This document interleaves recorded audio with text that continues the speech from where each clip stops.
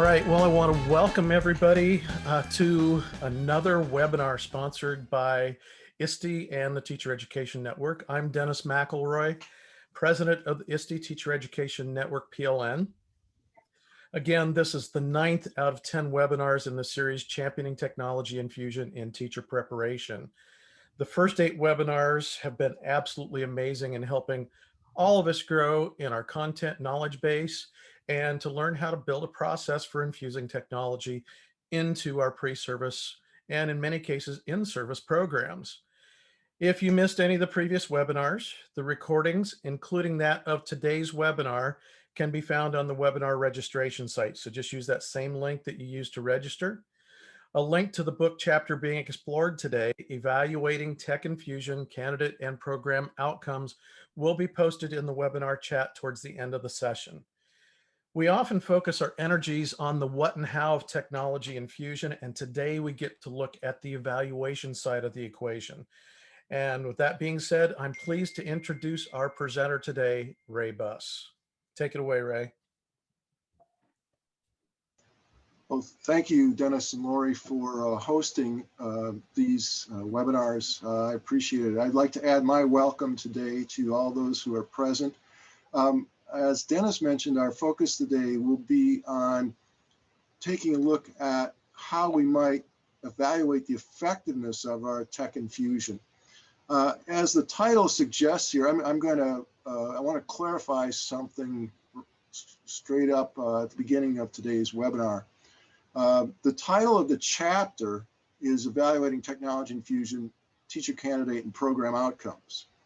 And I added a little qualifier on the back end here in orange related to technology integration. The reason I suggested that is, and by the way, that's not the title, but the reason I wanted to suggest that is the focus today will be on the outcome of technology infusion. Rightly so, the folks who've presented in all of the other webinars thus far and who've written chapters, which they presented on, we're focused on technology infusion. But the outcome that we really are looking for is how does technology infusion affect teacher candidates' ability to integrate technology? So that's the focus of our efforts today. Teresa, could you move to the next slide, please?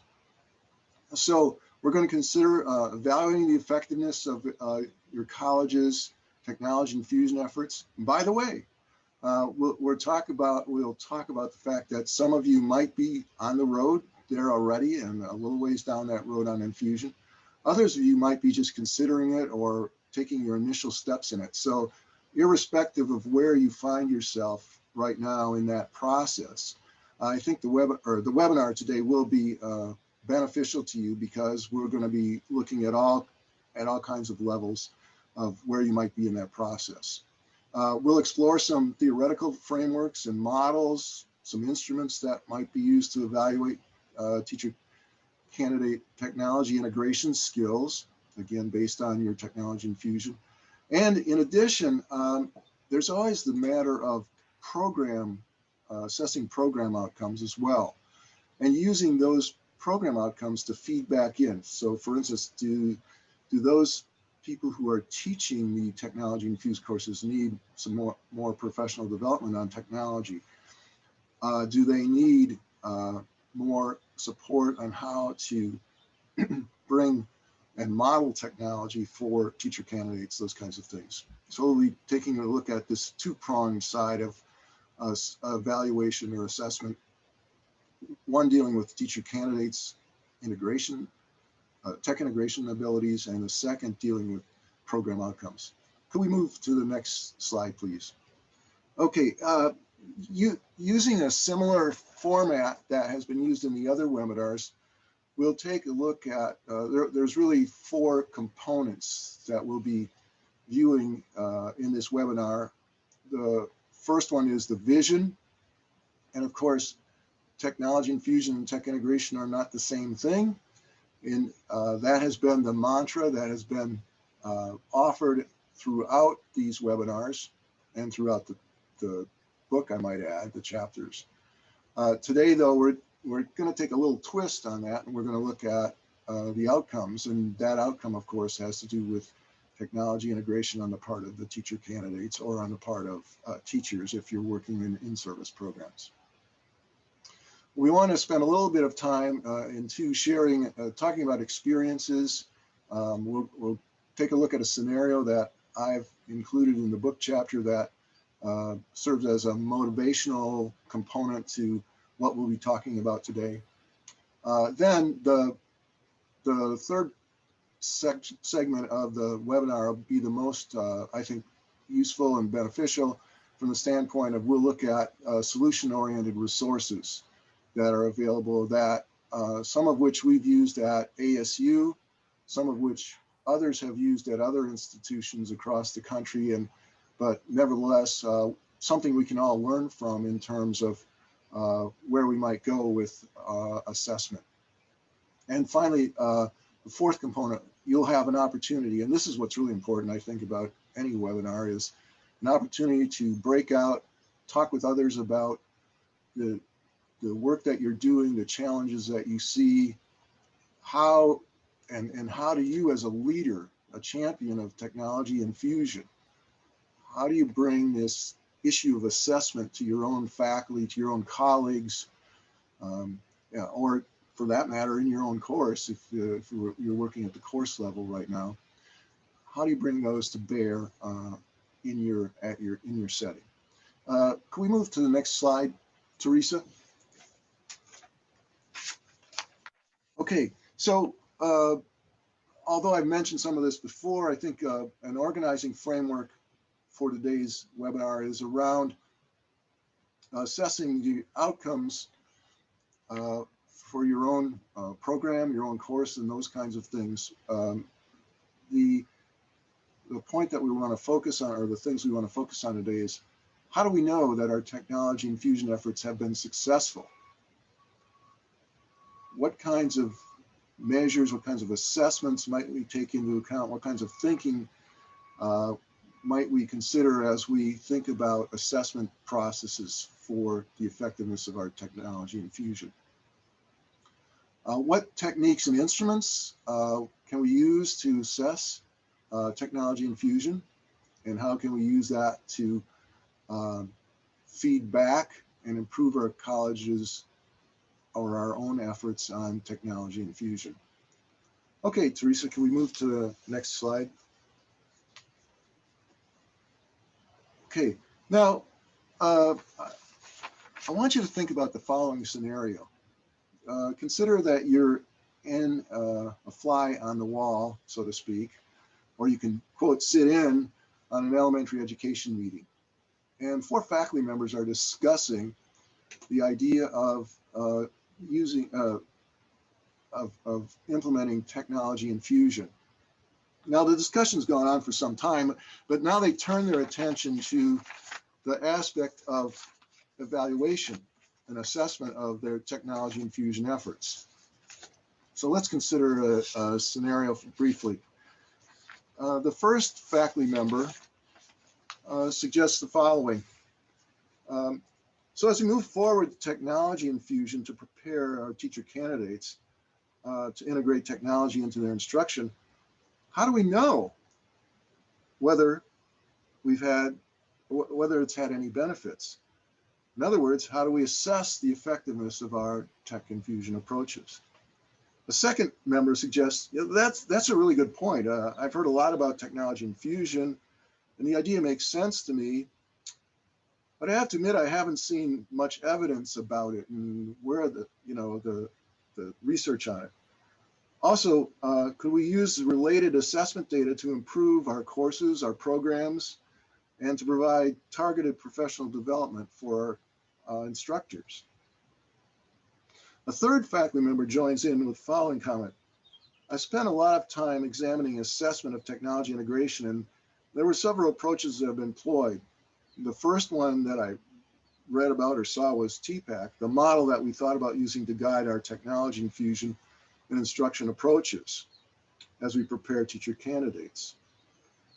Others have assessed self-efficacy for technology integration, attitudes towards it, and so on.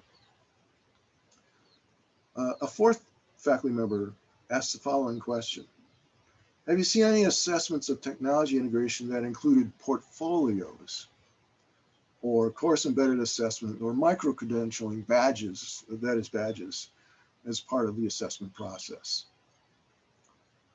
Well, in conclusion of scenario, one of the faculty members talks about recalling that they've read the literature and they've read about something called the decomposed theory of planned behavior as a means to assess the effectiveness of technology integration on the part of teacher candidates. Or it might be applied. I don't want to say that anyone's used that per se. So what I'd like to do by introducing that scenario, I'd like you to consider the slide here for just a moment. And I'd like you to think about which of these approaches have you used or have you thought about using to assess your program's technology infusion effectiveness. If you would take just a minute here to put into chat whether, for instance, have you thought about using TPAC or TPAC-like measures of technology skills? Have you thought about measuring self-efficacy for integrating or attitudes for integrating technology? Have you used anything as complex as the decomposed theory of planned behavior? And by the way, that is complex, but we'll unpack some of that a little bit later. Have you considered course embedded assessments or portfolios, micro-credentialing using badges, interviews? What have you thought about? And right now, I know that's throwing a lot at you, but if you could put in the chat the kinds of the ideas, the thinking that you're using, or the instruments or techniques that you are using now, please take a moment to put that into chat so that we can take a look at what some of you are using.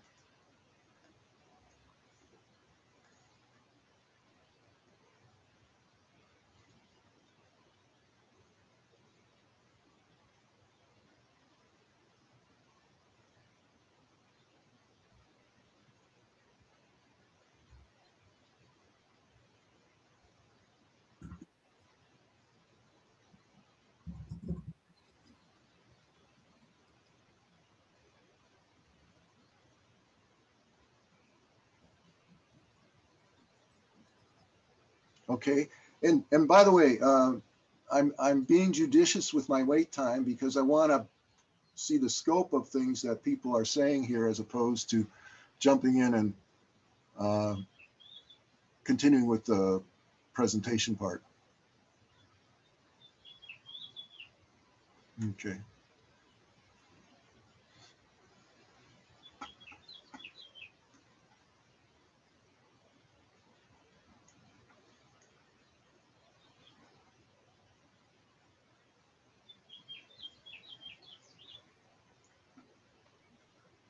Okay, thank you. What I'm going to do is to Teresa, can we move to the next slide, please? Because I think we'll move forward with the presentation.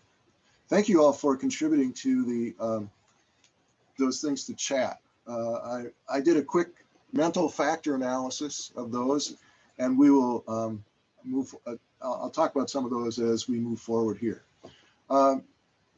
Now, what I want to focus on, and I said this is a larger part of the webinar, is solutions-based resources, solution-oriented resources. Now, there are some theoretical frameworks. Of course, the first that comes to mind is on everybody's mind because we've used it for a variety of reasons, and that's TPAC or TPAC-based measures. The one thing I'm going to introduce these very briefly, and then I'm going to talk about instruments. So it's not like we're going to consider the instruments here and now, but I want to talk about these are models or theories that have been used. By the way, TPAC has been used as an assessment tool to determine teacher candidate and teachers' their tech integration skill levels. Okay. Self-efficacy and attitudinal measures. There's another instrument called the Technology Acceptance Model, And the reason I'm not going to go into great detail on these, because many of these would have to require figures and diagrams, and that's not the focus of our work today. I'm introducing you to these things. I've provided references at the end of the slide deck here to indicate the literature that I'm citing, so that you can also go back and take a look at those kinds of things.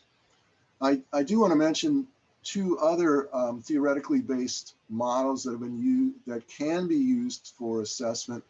The theory of planned behavior by Ajin, which includes such things as beliefs, behavioral beliefs, and the norms, how norms influence them, and so on.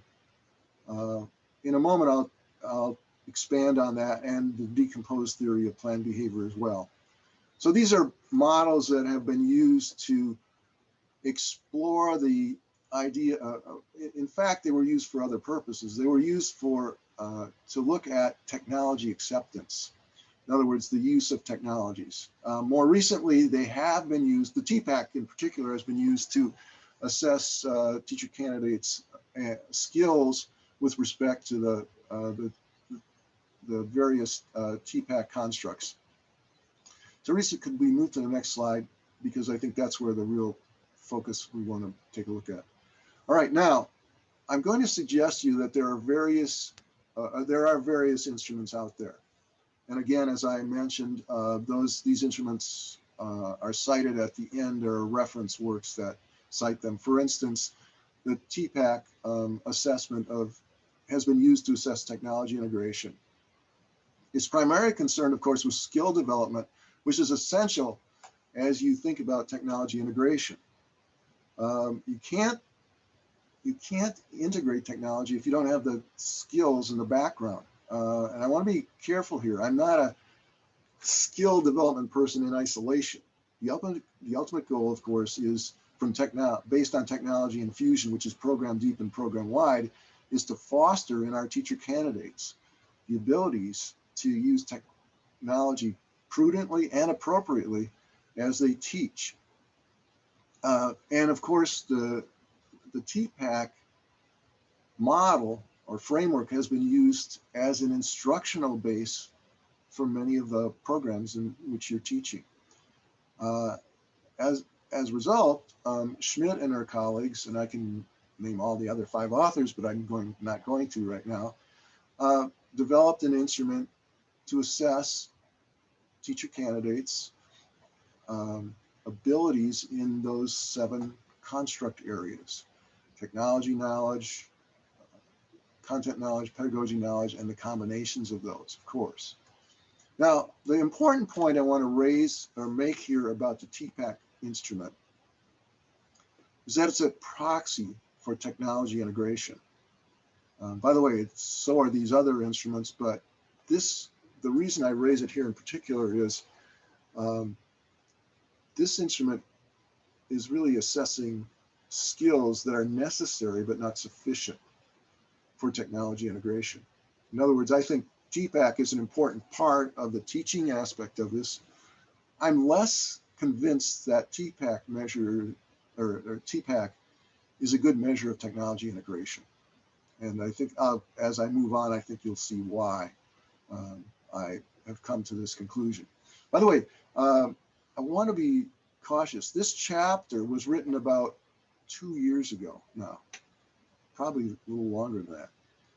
I've come a good distance farther since that time, and Teresa along with me, as we've considered this issue of technology infusion and, of course, the technology integration skills that are developed in teacher candidates as a result of technology infusion in our programs. Now, my final point about TPAC assessments is, I think TPAC measures are an important measure at the beginning of your evaluation of technology infusion. We need to be confident about the fact that the instruction that's going on in your technology infusion, in fact, helps teacher candidates develop these important skills, especially as you think about technology and how it's combined with content, how it's combined with pedagogy, how it's combined in that triple combination of technology, pedagogy, and content. Okay, so I don't want to dismiss it. I think it's a useful measure at the beginning, but I think there are stronger and better measures of technology integration. Let me move on to the second model, technology acceptance model. Now, notice the citation is a very old one, but there are many studies that have been conducted within the last 4 or 5 years that talk about, specifically are more directed towards technology integration. Important notion here about, and again, I'm trying to expose you to a variety of different instruments. The important idea here is that Davis and his colleagues were the first people to talk about the usefulness of technology, the ease of use of technology, and how it affected the intention to use technology. I think as we move forward and talk about some other models, you'll see how this model influenced those. And over time, the technology acceptance model has become more complex. It's included people's attitudes and things like that, which is an important part, of course, of using technology. Let's move to the next slide, please, Teresa. Okay, now I'm going to spend a little bit of time focusing on the decomposed theory of planned behavior for just a moment here. What I want to do, though, is on the right, I encourage you to take a look at that figure. And I know it's not very big. I had to shrink it to get it on the slide and that kind of thing. But for a moment, I want you to think about this. Think about professional development of teachers, or think about professional development of teacher candidates. By the way, they're the same thing. We're trying to teach people to use technology, and we're trying to improve their skills in that area, right? That's one of the reasons we teach, is to improve the skills, hence going back to TPAC as a framework to help us guide that instruction and to guide that evaluation. Okay, so we're trying to improve skills, or the other thing we're trying to improve is self-efficacy. Because Bandura suggests, and we know ourselves, based on our own experiences, that people who are feel more self-efficacy or more efficacious about using technology are more likely to use technology and implement it in their classroom. Now, that idea of self-efficacy and professional development is down in the lower left-hand corner of that diagram, that oval down in the lower left-hand corner. But what about these other important aspects, these other two aspects? What about behavioral beliefs? How does that influence intention? What about normative beliefs? You know, what others think about whether or not teacher candidates or teachers, young new teachers, should use technology? As a result, the decomposed theory of planned behavior, which is based upon Ajin's theory of planned behavior, I think is a bit more comprehensive in scope. And in fact, it's something that Teresa and I have been using recently to assess our own teacher candidates' intentions to use or integrate technology into their instruction. So the reason that I spent a little bit more time talking about this model is the fact that it's more comprehensive in scope. It's not only the PD it's not only the skills that we teach them, but what else is going on in that environment? What other influences? Have they seen teachers in their field experiences employ technology effectively? Not just employ technology as a teacher tool, but employing it as an instructional tool with students. What behavioral beliefs do they have about technology and its use in instruction? Is it compatible with their ideas of instruction? Do they perceive that technology is easy to use, that it's useful or beneficial? All of these things will influence intent to use technology. By the way, that link there, of course, is not a live link. So Teresa kindly put in that QR code, which is a link to an instrument that we've been using recently to assess teacher candidates' abilities, or I'm sorry, their intention to teach with technology. Okay, can we move to the next slide, please? Okay, now lest I totally focus on instruments, I've broadened it out here, and we want to talk a little bit about portfolios and their use. I want to be, as you think about portfolios and also course embedded assessment for that matter, I want you to consider, as you think about this, the program deep and program wide aspects of this. Portfolios and course embedded assessment can become too piecemeal. Just a caution, and by the way, those are not my words, those are the words of individuals who've talked about portfolios and their use of portfolios as in terms of assessment of technology integration skills or technology skills of teacher candidates. Be sure that if you're using portfolios and course embedded assessments, that you work with your colleagues to make this a program deep and program wide, not only in terms of infusing the skills, but also in terms of assessing those skills along the way. A number of you mentioned in the chat that you are using portfolios. I don't recall if anybody mentioned course embedded assessments, but these are techniques that I discuss a little bit more in the chapter, and you are certainly, I encourage you to talk about these techniques today. And the reason for them is, if you're already implementing portfolios because of accreditation purposes and those kinds of things, you can now make this assessment a part of the process, as opposed to adding on another thing on top of what you're already doing. The same thing with course embedded assessment.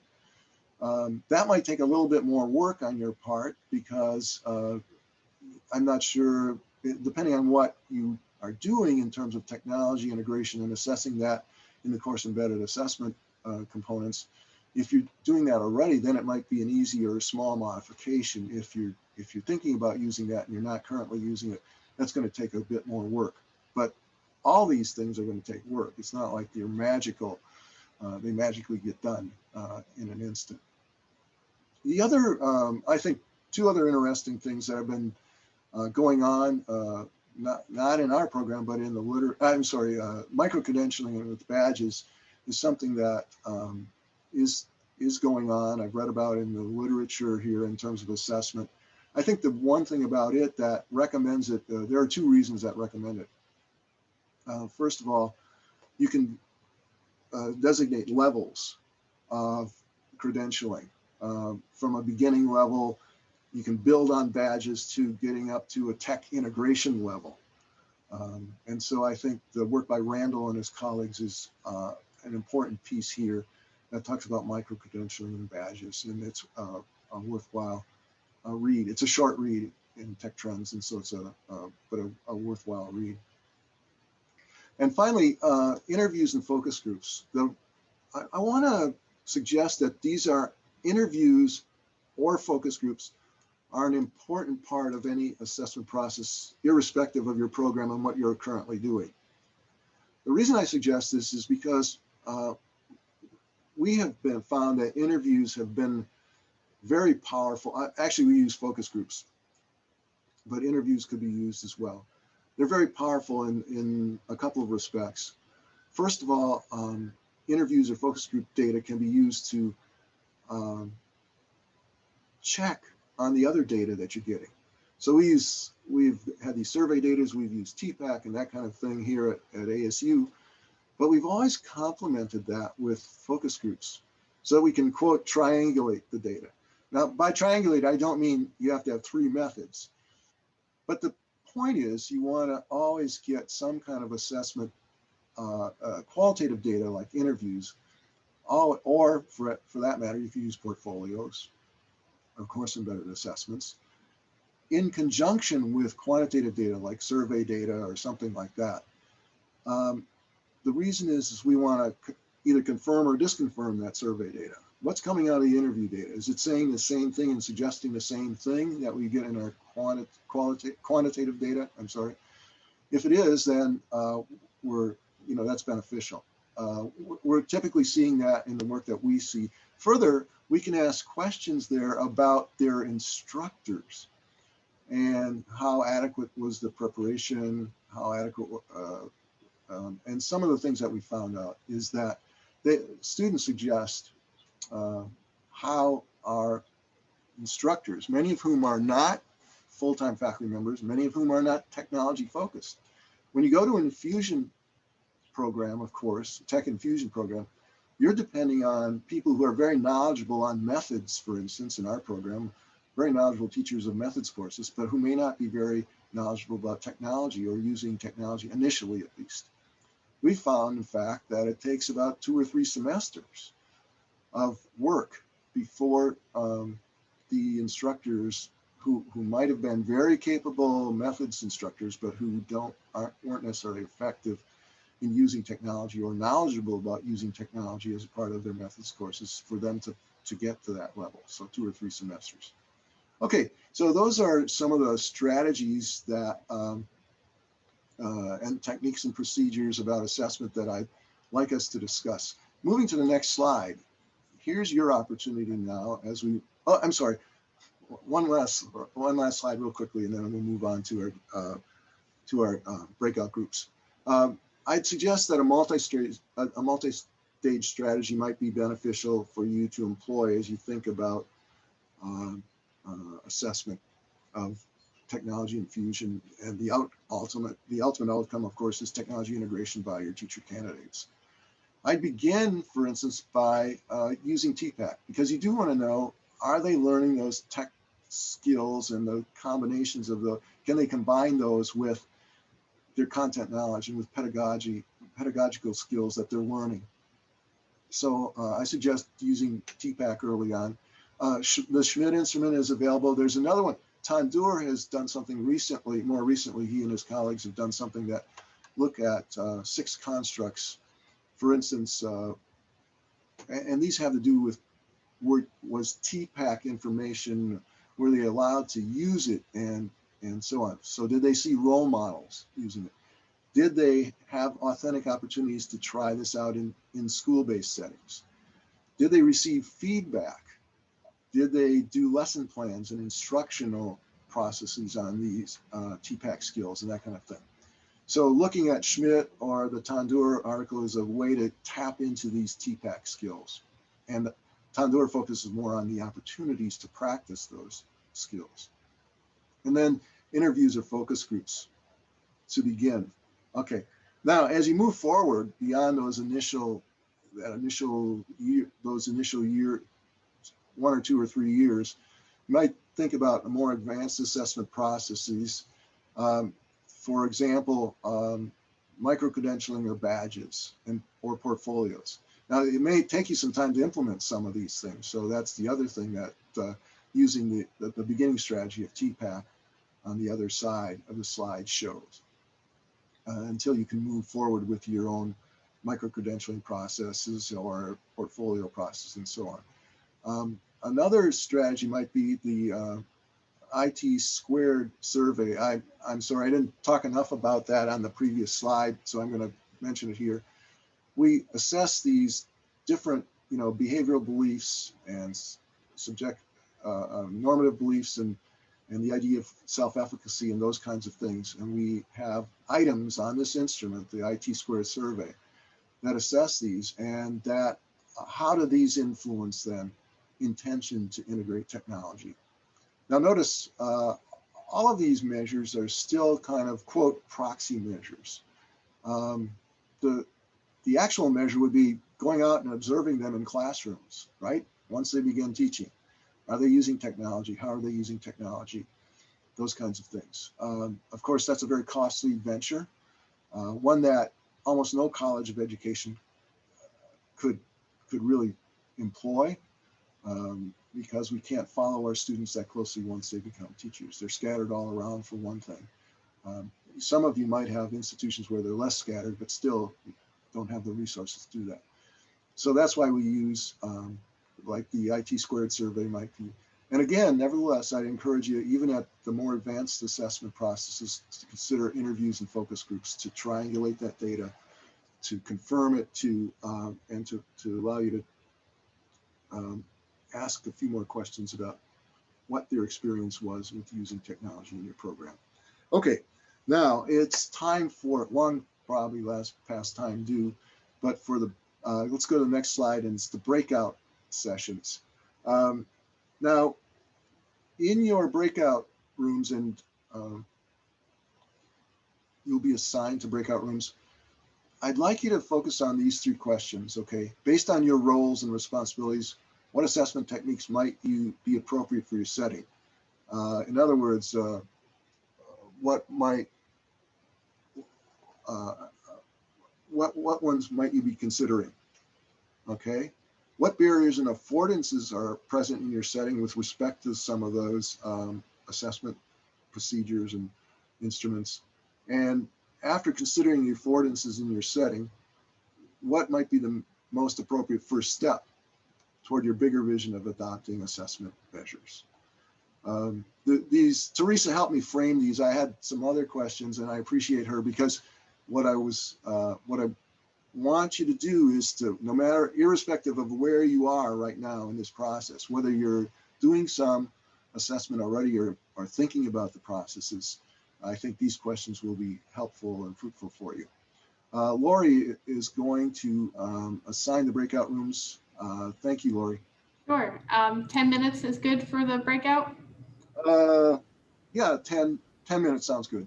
All right. Ray, Lori, Ray, Teresa here. I just wonder if, Ray, you want to facilitate the conversation with all of us who are in the webinar now, because I think that would be a little bit.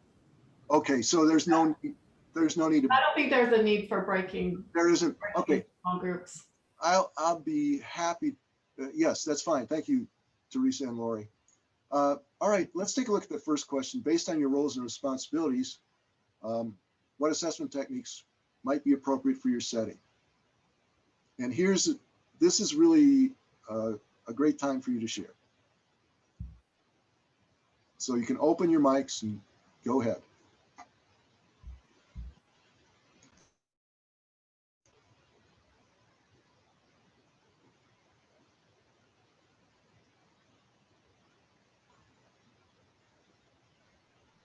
I could get started. Okay. I'll volunteer. I'll be the guinea pig. Thank you. So we're actually in the midst of this discussion now as we speak. CAPE just issued new standards around technology. And so we are evaluating the standards that we're using and how that gets measured. So, I mean, this whole series has been very timely for me. But we're facing a lot of challenges, which of course gets to the second question. But I've had a lot of experience in the past with portfolios. When I did my first master's degree, we used a portfolio. It worked really, really well. We had 10 standards that we were measuring against, and we had to go through every assignment or anything we posted into the portfolio and show what standards or competencies they helped to meet, and reflected on why. And it gave a really, really nice picture at the end. I ended up teaching in the program, and I had to evaluate some of these portfolios. And it was really helpful for me looking at a student who I didn't even know, I never had in any of my classes, and really be able to get a good sense of what they've accomplished over the course of their 2 years in the program. But I also really like the idea of badges. And there's a sense of gamification there, but it's really, I think it has a practical application in the fact that a lot of the companies out there offer some sort of micro-credential. Microsoft and Google, and they all have their own little micro-credentials. And I think taken together, they add up to something that actually says something about the professional, about a professional teacher, what they're capable of, their self-development process, all of that. And I think it just gives. It just gives a teacher an upper hand in the hiring process, and it shows what they're willing to do to improve themselves as a teacher. And I think if we can model that in teacher education, I think that's something to really consider. Kenny, I think you raised some good points. One thing that I didn't mention that is really worthwhile, and it goes along with what you were saying about their demonstrating their capabilities. When we do badging or micro-credentialing, we can use metadata.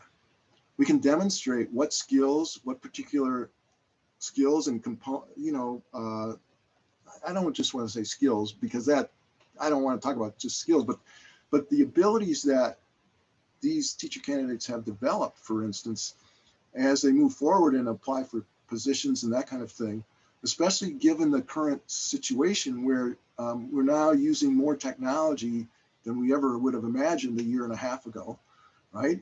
To teach, but that metadata, I think that would go along with the badging process and maybe go into a portfolio.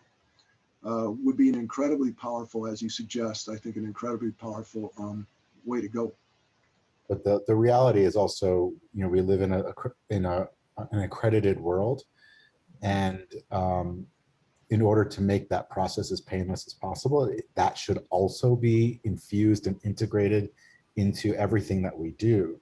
And to be able to, quote unquote, kill two birds with one stone, I think is something that's really helpful and can help improve buy-in because, let's be honest, I'm not a faculty member, but to me, faculty members are our biggest barrier to trying to make any sort of change like this. And the more that we can duplicate efforts or minimize duplication of effort by making a key assessment count for multiple things, have multiple purposes, the easier it is to sell that to faculty, because ultimately they're the ones who have to say yes or no.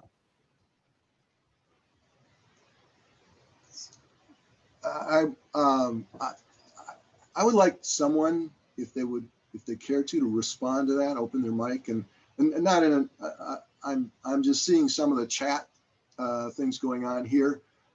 John raised a nice question. Who's the issuer? And perhaps he has some thoughts about that. John, if you wouldn't mind. Hi. Yeah, I have a lot of thoughts on some of this, as some of you know. I'm kind of in the middle of this, as Kenny was kind of maybe two steps maybe ahead of where you're at with some of this. And that question of who's going to be the issuer of the badges, is the faculty member going to create and issue badges within a course? And then are those going to be acknowledged by the EPP, the program? Will the program acknowledge those badges? And so there's different layers to that as well. Like the situation in my context, I had proposed badging, and there was a lot of resistance to that from faculty. And instead, we've now transitioned to using Canvas modules because that's more familiar to faculty. And essentially, the candidates would still maybe be getting, they're doing the assessment that would be the badge, doing everything a badge-like thing, except now what we've been doing is working with program faculty to then embed these modules into the different courses throughout the program. And so that's been the load of the work this last year, is kind of transitioning, because we had pushback on badging scenarios, even though it's easy to report for the EPP for accreditation purposes. They can just run reports and say so many people have finished a badge. But there's a lot of questions that have emerged from different players within my institution of who's issuing them, who's creating them, and things like that. Yeah, thank you, John. I think the idea would be that this would be a program level decision. I would be hesitant if individual faculty were given, authority or responsibility to do that. Would they be accepted by others? Would they be accepted by the program? Would they be credible to the accrediting agency. And I think the solution, John, is, although it didn't come out badging per se, modules that essentially lead to these micro-credentialing levels, I think sounds like a good approach. And I appreciate the straightforward comment about the pushback and how a way around that pushback. Thank you, John. Yeah, you're welcome. So Ray, this is Kevin. I'll share just something from our institution. For us, it's always remained at the program level, right? So the assessment technique at the program level has been platforms such as TaskStream, Chalk and Wire. I know Graceland University uses Chalk and Wire. And our most recent selection is VIA, V-I-A. But the issue always becomes, getting to your second bullet point, second question on barriers and affordances, the barrier is always centered around finances and money. So we get a pot of money from the provost office, or the dean is able to muster up some funds for a 2-year site license where it covers faculty, user name, accessibility, and we're even able to get enough money to pay for some students, if not all students, access to these sites. We'll just take VIA, for example. But then it ends, the money goes away. So we've done all of this work. Let's just use VIA or TaskStream, one of the two. Some may be more familiar with TaskStream than VIA. And then it just fizzles. Money becomes the barrier and we don't renew. And so now we're back to sitting at a table during faculty meetings trying to figure out, do we want to move forward with program assessment using such platforms, and what will it look like? Kevin, you raised a very interesting point, because the bottom line is it has to be feasible given the fiscal constraints of any college. I liked John's notion. I'm not saying that this is an assessment procedure, but he found a way to make it work within something he was doing already. The reliance on a TaskStream or VIA and those kinds of things, of course, leads to kinds of issues. Are there ways to adapt the evaluation process to things that are not going to go away? So, for instance, are there ways to make this work in terms of, can portfolios, for instance, be housed by the institution as opposed to, can they be, and I'm not sure portfolios can, but I think the idea of, if we're using Canvas, what kinds of adaptations can we make? If that's never going to go away, is there a way to make this fit and work? I'm just asking. I'm not the tech persons that you all are. Okay, I'll be very frank with you.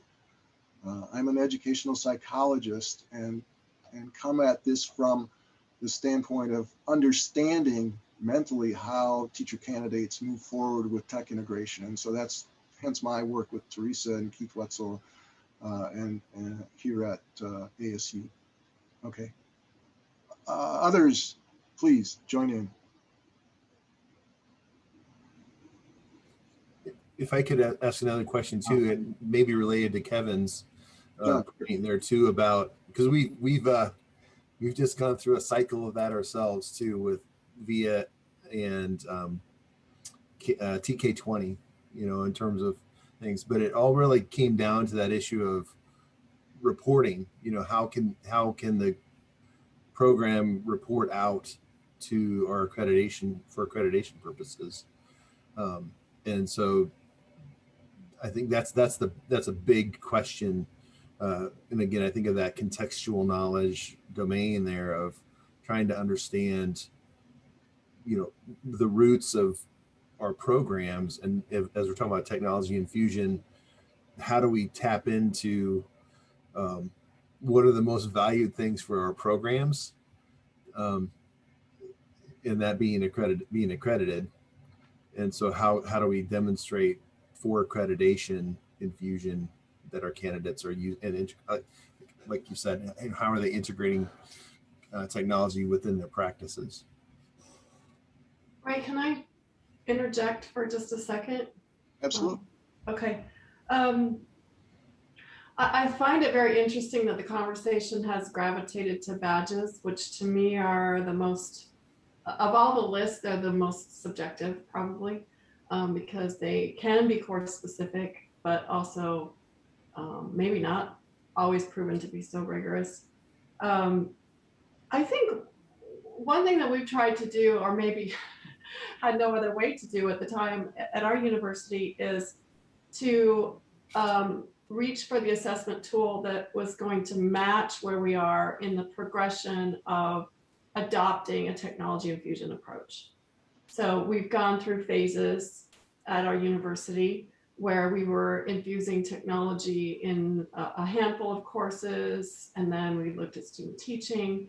So looking at all of these proxy measures, as Ray pointed out, but using the measure to match where we are in our progress has been an important part, I think, of our decision making. Recently, we've better defined, so I'm having a really interesting experience this summer I want to share. I've been tasked with supporting 15 course developers in our certification programs to build courses from the ground up for their programs. It's the first time in my life that I've had the opportunity to work to weave technology in rather than figure out where it fits into a pre-existing course. And it's been a fabulous eye-opening experience for me. But before that, we created, we looked at the ISTE standards for educators. And I went into those ISTE standards and I just bolded all the verbs. Every standard has 3, 4, 5 verbs in them. They're not easily teachable from the course design perspective. And then when you look at them across a program, I found it very difficult to say, yeah, our program is addressing digital citizenship very well, right? Like I didn't know how to do that from an instruction perspective. So we've revised the ISTE standards into what we're calling technology outcomes for our teacher candidates. They're the final result of what that's the end goal. At the end of our certification programs, we want our students to be able to do these 31 outcomes, which are, in sharing this with Arlene, she called it a more refined version, more discrete version of the ISTE standards. So it feels like this conversation about assessment and also maybe accountability, I feel like it's sort of hand in hand here and maybe heading that way, has to go hand in hand with advancement of technology infusion. And what are the assessment needs at this point in time? And do we need to be thinking about adopting one type of assessment, or should we be looking at, you know, the best assessment or measurement tool or accountability tool for the given need? Reporting to the State Department is something I'm stumped with. But I really want to figure out from the assessment and measurement perspective of how we can make claim that our students are performing, not just that they have the knowledge or that they've built a portfolio, but they are able to perform to this level. So I'm kind of stumped on that right now. Well, one thought that comes to mind and is that in portfolios, and of course this is a money issue, but in portfolios, candidates could take video of themselves teaching with technology, particularly during student teaching or whatever you call that culminating aspect of your programs.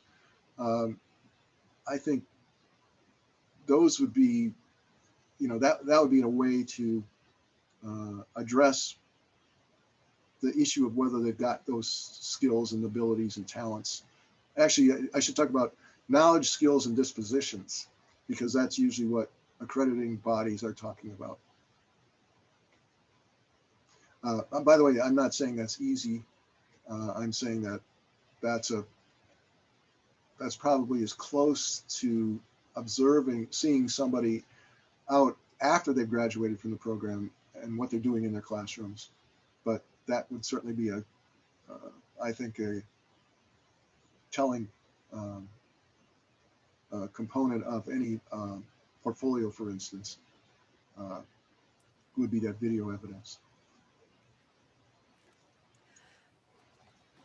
Teresa, you just described what I've been trying to figure out potentially of where to start in being able to measure our success in fulfilling the ISTE standards while building that knowledge, skill, and disposition and use of technology. And I'm really intrigued with your 31 outcomes and wondering what you're doing right now to show their competency when they graduate. And in regard to what Ray said, as far as doing it during, videoing during student teaching, I was just in a meeting yesterday where right now my institution is trying to figure it all out because we're basically starting from ground zero, other than having that one tech course that's trying to do everything now.